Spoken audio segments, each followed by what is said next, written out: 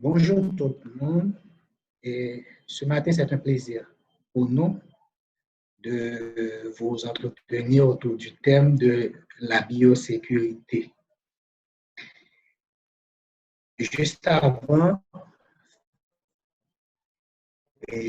un rappel des consignes relatives à cette séance. Comme vous le savez déjà, la séance a duré seulement 30 minutes. Vous pouvez utiliser la section chat pour poser vos questions. Seulement une partie des questions seront répondues et en live, c'est-à-dire en direct, et le support de la formation ainsi que les réponses aux questions non répondues seront disponibles sur notre site web.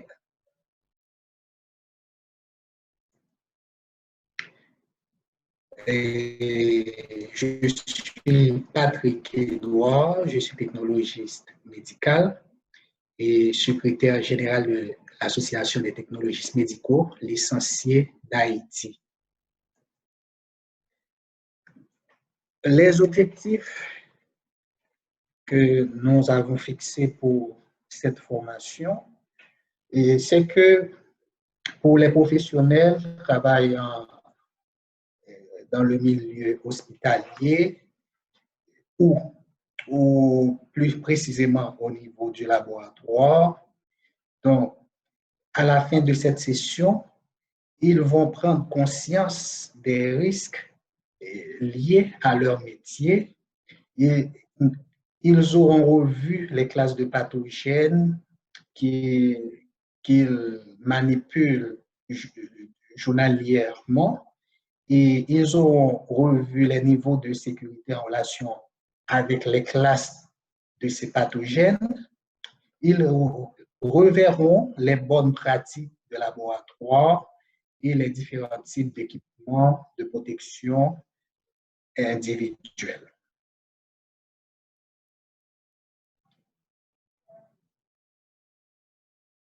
Bon, le concept biosécurité a une définition ou on peut donner une définition. Donc, je mets cette image de la fille avec un parapluie. Donc, qu'est-ce que ça veut dire? Pour comprendre la définition de la biosécurité, ce qu'elle est en réalité, donc, on ne peut pas empêcher à la pluie de tomber. C'est-à-dire, on ne peut pas éviter qu'il y a des dangers, qu'il y a des risques. Mais ce qu'on peut faire, c'est de minimiser, c'est de se protéger. Donc, la biosécurité, ce sont des principes de confinement et de pratiques pour éviter une exposition non intentionnelle aux pathogènes que nous manipulons ou aux toxines. Donc, en fait, c'est ça la biosécurité. C'est faire de son mieux pour se protéger et pour protéger son environnement. Qu'est-ce qu'on entend par danger biologique ou biohazard en anglais? Un danger biologique peut être un organisme ou une substance dérivée d'un organisme représentant une menace pour la santé humaine. Exemple de danger biologique ou potentiel danger biologique, nous avons les déchets médicaux tels que les organes, les échantillons de micro-organismes, les liquides biologiques, le sang, les selles, les sécrétions nasopharyngées, etc. Donc, ce sont tout ça des potentiels ou des dangers biologiques, c'est-à-dire des risques biologiques qui auxquels nous sommes exposés quand on est dans un milieu hospitalier. Les groupes de risque. Les facteurs qui déterminent ces groupes de risque sont basés sur les caractéristiques de l'organisme, c'est-à-dire le micro-organisme en question. Qu'il s'agisse de bactéries, de parasites, de virus. Donc, ce qui représente ou qui détermine ces groupes, ce sont d'abord sa pathogénicité, la dose infectieuse, le mode de transmission, la gamme d'hôtes disponibles, la disponibilité des mesures préventives efficaces, la disponibilité de traitements efficaces. C'est-à-dire, quand biologique, et tous ces critères-là doivent être, ou bien, même si ce n'est pas tous ces critères, mais il faut prendre en compte la pathogénicité du germe en question, ou bien la dose infectieuse, c'est-à-dire la quantité de cet organisme pour, pour, pour être malade, c'est-à-dire la quantité de ce virus ou bien de ce parasite nécessaire pour infecter une personne.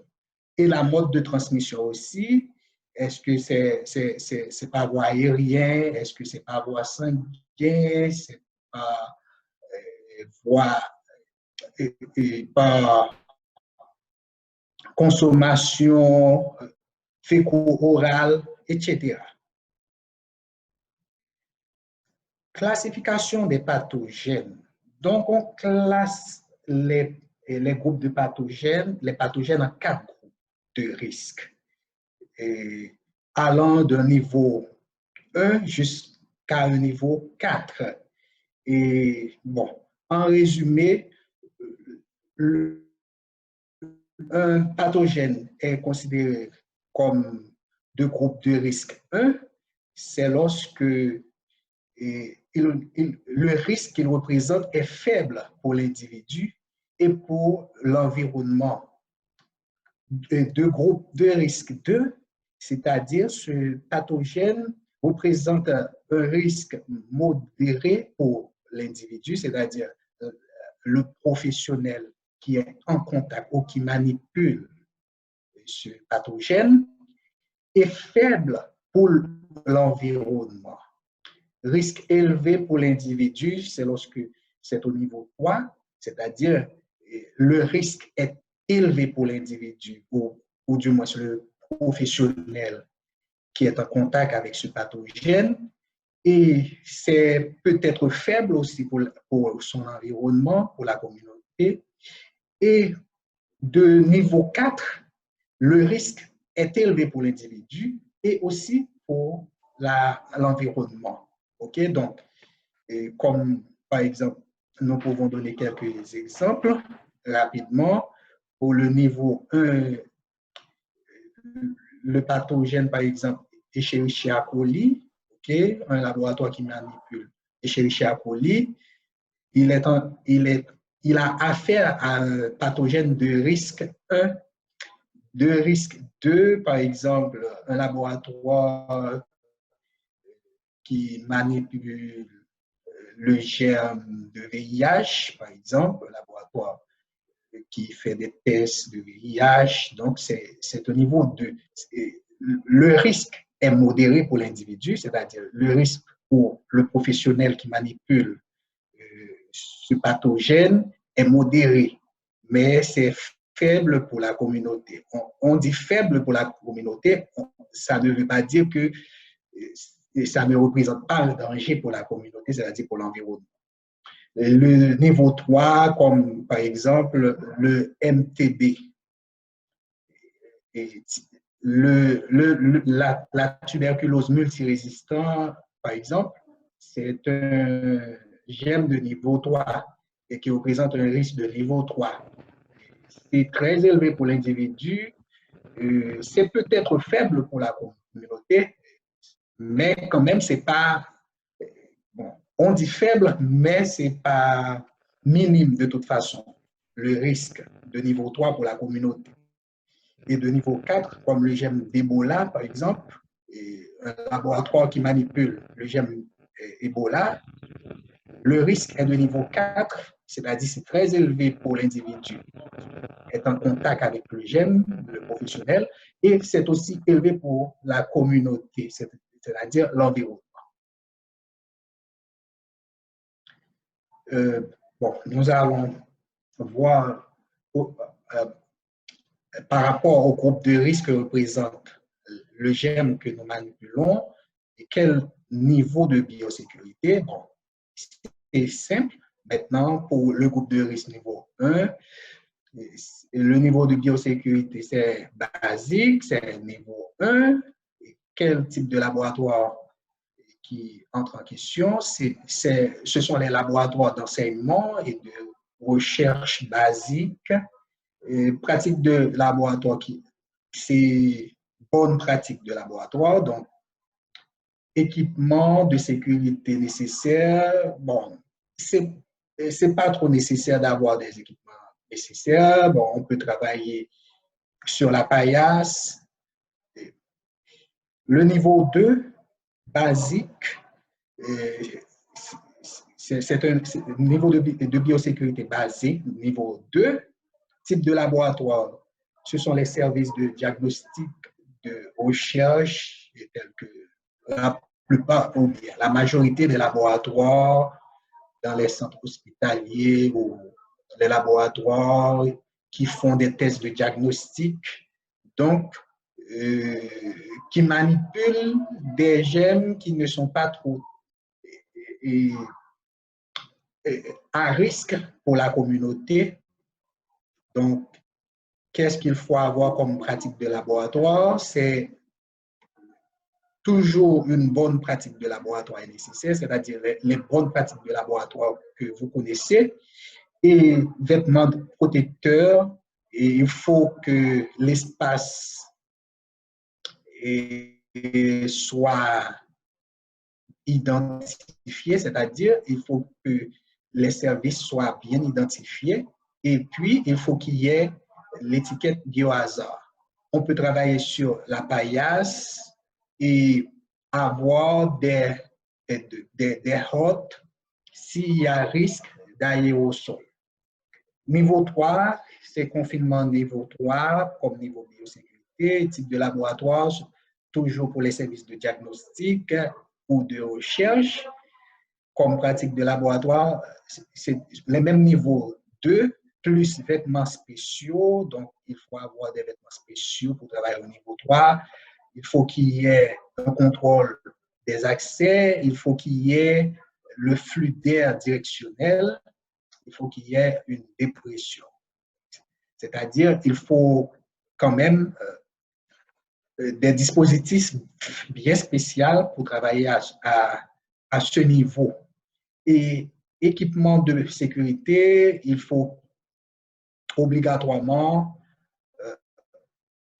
une hotte et aussi d'autres systèmes pour toutes les activités.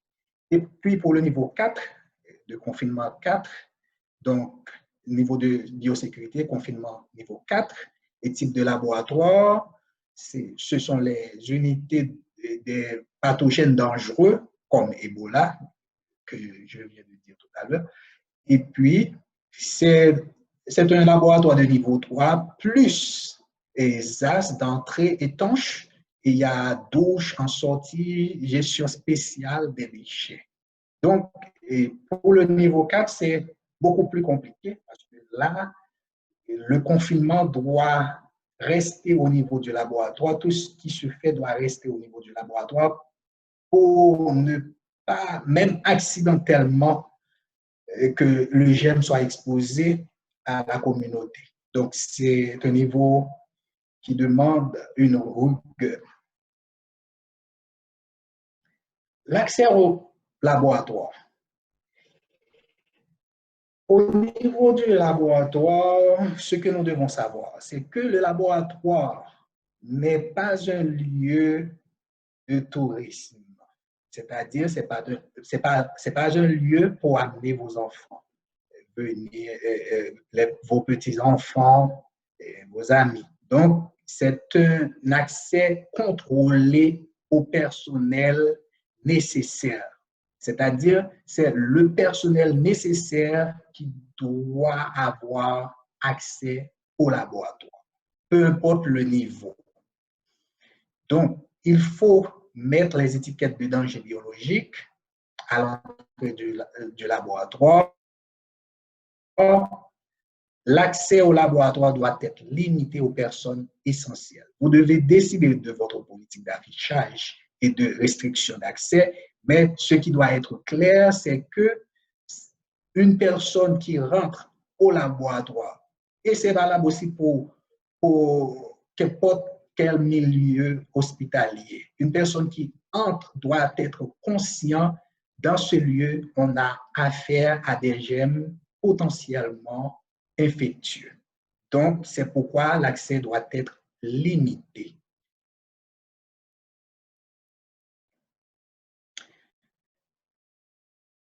Les principales voies d'exposition, nous avons comme voie d'exposition, c'est-à-dire les portes d'entrée pour les pathogènes, c'est l'inhalation d'aérosols générés par accident ou par des pratiques de laboratoire inadaptées. Il y a inoculation, je vais revenir sur aérosol, puisque ce terme, ou du moins,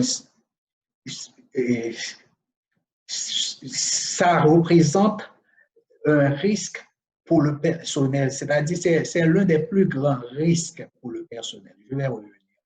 Il y a inoculation par perforation cutanée, c'est-à-dire piqûres aiguilles, contaminées. Il y a contact entre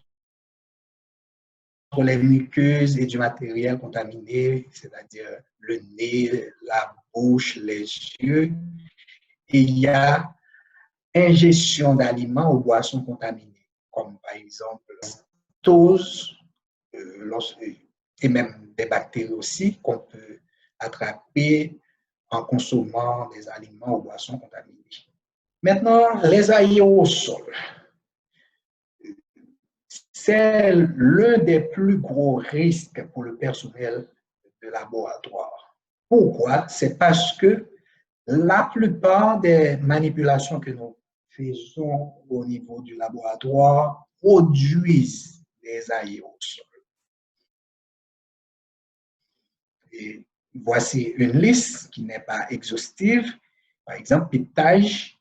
Quand on fait le piquetage, ça produit des aérosols. Mélange, des agitations, vortex, centrifugation, broyage, pulvérisation, versement, etc. Toutes ces manipulations produisent des aérosols. Et là, nous pouvons voir les images. Ça, c'est une seringue, donc une tube qui est sous pression quand on introduit l'aiguille. Donc, ça produit des aérosols. Et là, ici, c'est quelqu'un qui met sur le vortex un tube sans bouchon. Donc, ça produit des aérosols. Donc, les aérosols doivent être minimisés. Nous devons faire en sorte que nous minimisons la production d'aérosols dans nos laboratoires. Et voici quelques conseils. C'est toujours ouvrir et manipuler les spécimens dangereux sous une hotte à flux laminaire certifiée annuellement. Donc, ça, c'est pour les laboratoires de niveau 2 et certains laboratoires de niveau 2 et obligatoirement les laboratoires de niveau 3 doivent avoir une autre à flux laminaire certifiée annuellement. Donc, utiliser des eaux à usage unique, c'est-à-dire qui ne nécessitent pas une incinération ou une stérilisation. Donc, il est préférable d'utiliser des eaux à usage unique. Travailler sur un matériel absorbant et désinfectant, OK? C'est-à-dire, lorsque les aérosols se déposent, ils vont se déposer sur le matériel qui est imbibé de désinfectant. Quand vous utilisez des tubes qui ne sont pas fermés, il y a production d'aérosols et là, c'est un risque de contamination de la personne qui fait cette manipulation. Utiliser des godets étanches de centrifugeuse. Et là encore, c'est pas écrit, mais quand vous utilisez une centrifugeuse, vous devez vous assurer et, que c'est complètement arrêté avant d'ouvrir la centrifugeuse. OK? Pour éviter que les gouttelettes, les aérosols, OK, se déposent. Donc, il faut attendre avant d'ouvrir. Et s'il faut les ouvrir, si votre laboratoire est muni d'une hotte, il faut les ouvrir sous la hotte. Ne jamais faire sortir tout le liquide d'une pipette. Donc, ça, c'est une pratique que, au niveau du laboratoire, nous avons tendance à faire tout le liquide, à faire sortir tout le liquide de la pipette. Donc, il faut éviter.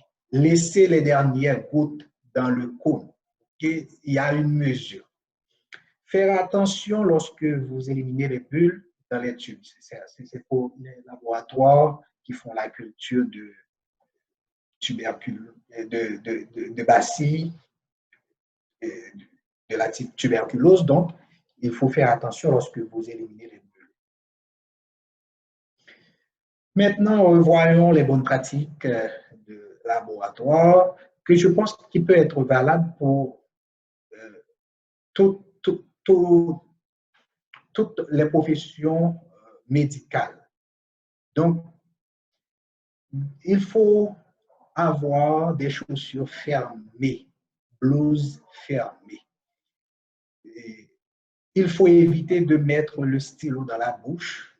Donc, les personnes qui ont une mauvaise manie, donc, lorsque vous travaillez au laboratoire, vous devez faire très attention.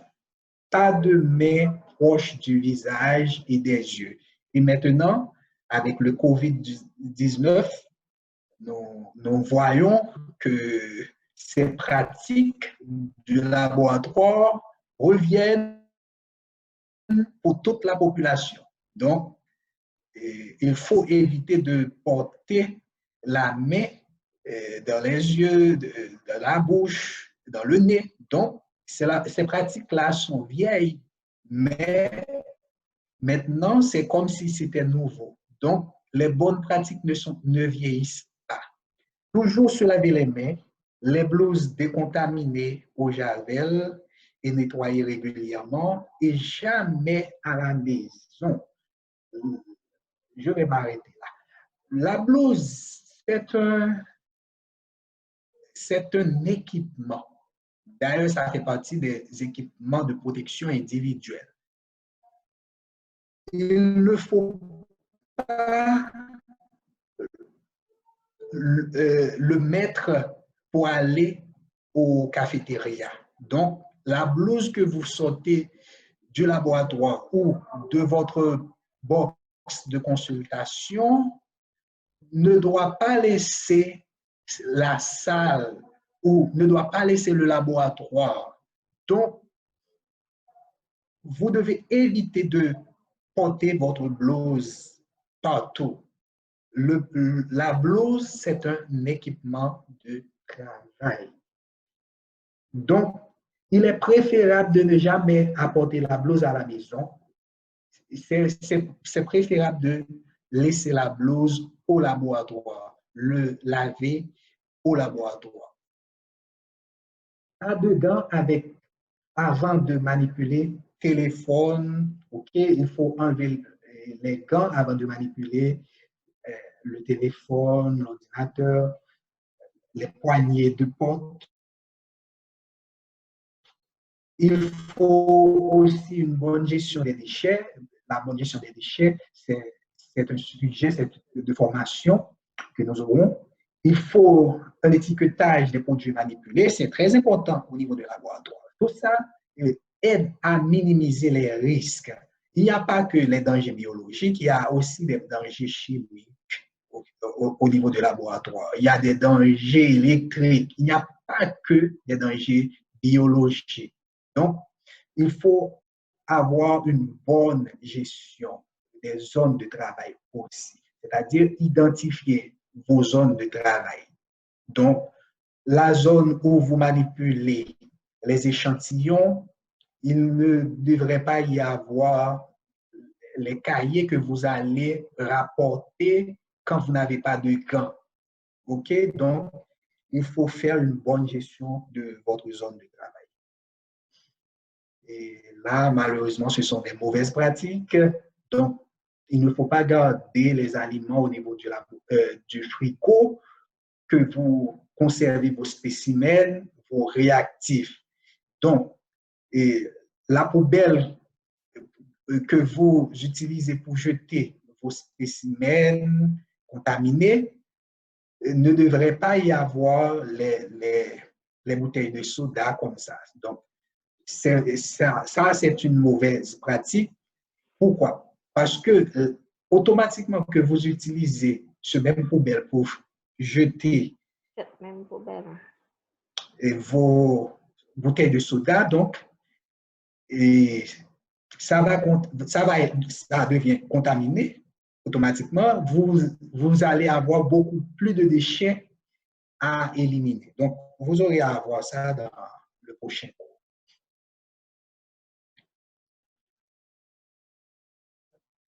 Bon, ça, c'est une mauvaise organisation de travail. OK, les équipements de protection individuelle, donc ça, c'est la responsabilité de chaque technicien de veiller à sa propre sécurité. Donc, en appliquant les règles de bonne pratique, en portant les équipements de protection adaptés, évitant de porter des vêtements inadaptés et avoir des cheveux longs, non attachés. Et la blouse, donc, c'est obligatoire, donc on doit porter la blouse, on ne doit pas et la conserver en dehors du laboratoire. Et c'est un équipement de travail et, il couvre les vêtements personnels et est mis à l'entrée de la salle technique. Et porter fermé et enlever à la sortie de la salle technique. Les gants, donc, il y a plusieurs types de gants en fonction de la manipulation que vous faites au labo. Et utilisez le gant qui est adapté. Donc, doivent être enlevés après la manipulation à risque et à la manipulation à risque et avant tout contact avec du matériel propre. Les masques de protection respiratoire, les masques chirurgicaux n'offrent pas de protection au personnel face aux aérosols. Et donc, lorsque vous portez un masque chirurgical, ça ne vous protège pas aux aérosols, malheureusement. Donc, les respirateurs N95 filtrent environ 95% des particules de diamètre égal. Donc, je ne vais pas m'arrêter puisque maintenant, il y a beaucoup d'informations sur les masques. Donc, je ne vais pas m'arrêter, mais vous devez savoir que lorsque vous portez un masque, ça ne vous protège pas à 100%. Même si vous portez un N95, s'il n'est pas fit à votre visage, c'est-à-dire s'il n'est pas adapté à votre visage, vous n'êtes pas protégé. Et les lunettes de sécurité, ça aide aussi face aux différentes manipulations que nous faisons au niveau du laboratoire. Donc, autant que vous pouvez vous en procurer, c'est mieux. Je vous remercie de votre attention. Il est 11h30. Je vais prendre seulement 5 minutes pour répondre à certaines questions s'il y en avait. Et s'il n'y en avait pas, sinon je vous remercie.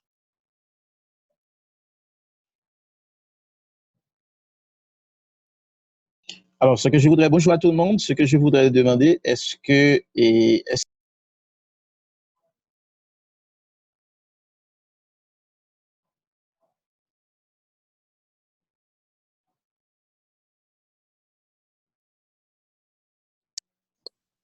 alors là, vous m'entendez?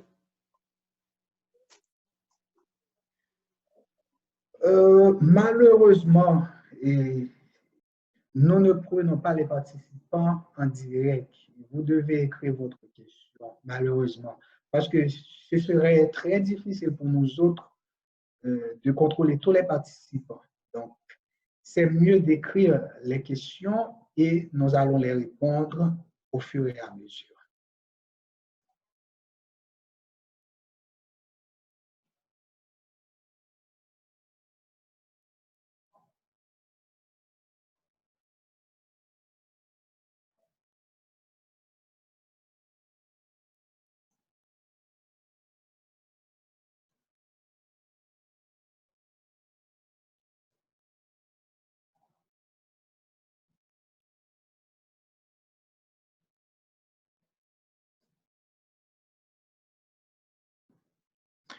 OK, il y a une question. Mais comment pour faire pour activer son... Ah, OK, non, c'est un consigne.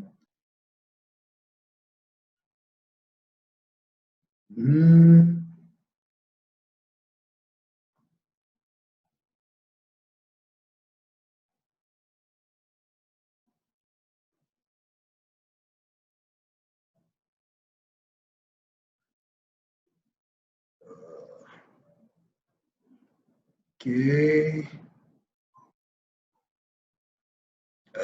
Apparemment, il n'y a pas de questions. Tout a été clair.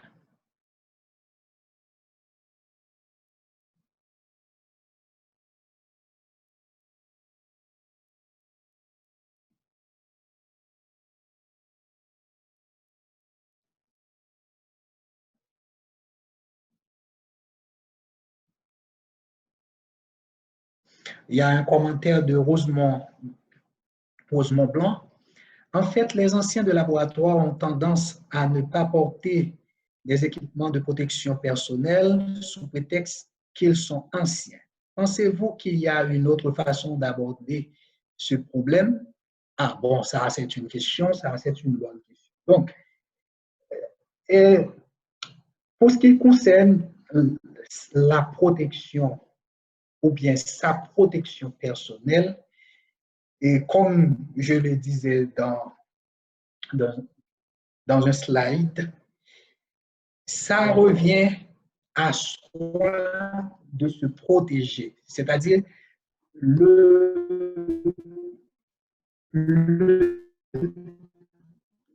le professionnel de laboratoire, le biologiste doit veiller à sa propre sécurité. La pratique de laboratoire, ça vous aide à vous protéger vous-même et aussi votre entourage.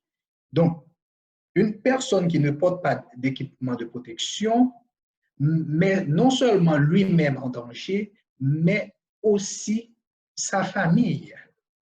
Donc, il y a une histoire, un médecin qui avait contaminé son enfant chez lui.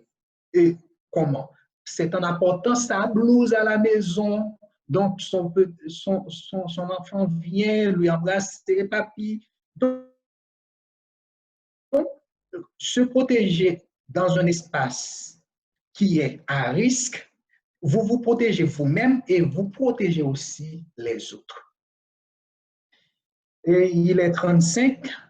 Je vous remercie tous. Et il y a une dernière question. Pour les masques N95, vous aviez dit que ça ne vous protège pas s'il n'est pas adapté à votre visage. Quel est le plan B pour une personne médicales qui se retrouvent dans cette situation. Et, bon, actuellement en Haïti, je ne connais pas beaucoup d'institutions qui font le testing, le fit testing. Donc, une personne qui est à risque, c'est-à-dire qui travaille dans un laboratoire P3, il est nécessaire, il est même impératif pour cette personne de savoir le masque qu'il utilise est adapté à son visage. Sinon, il est très à risque. Quel est le plan B? Le plan B en Haïti, ce serait de sensibiliser les administrateurs afin de procurer des matériels pour pouvoir faire le fit testing pour le personnel. Je voulais savoir quelle est la durée moyenne d'utilisation de masques chirurgicaux N95 en tissu. Malheureusement, le temps nous fait la guerre et les questions arrivent trop tard. Donc, ces questions seront répondues sur notre site Internet. Donc, la présentation aussi sera disponible. Merci à tous. Macmi, tu peux reprendre l'antenne.